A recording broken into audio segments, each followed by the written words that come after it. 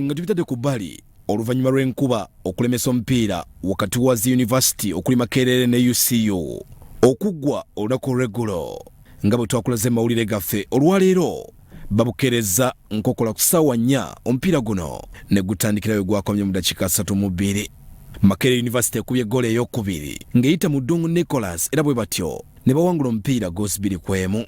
Abatendesi ba ttiimu zombi boogedde bwe bati ku mupiira guno. Tujja gamba tusobola okutwala result simbi naye nga twali tusuubira okuba nga tusobola okubeera nga tufuna result esingako okubeera nga tugenda nayo mu return leg naye neno simbi ate nga nayo tusobola ogizimbira kate tukirizaamu nti ne result ne bweyandibadde embi era twandibaye tugenda nga tukirizaamu tusobola okukyusa result tugiteeka gye tukyagala naye tusobodde kuwangula mpiira wano olwaleero Makerere wadde twazze ku bugenyi ne tusobola okuteeba eggoolo gyetusuubira nti egenda kuba yankizo nnyo nga tubakyazizza ewaka emukono ng'ennaku z'omwezi 29.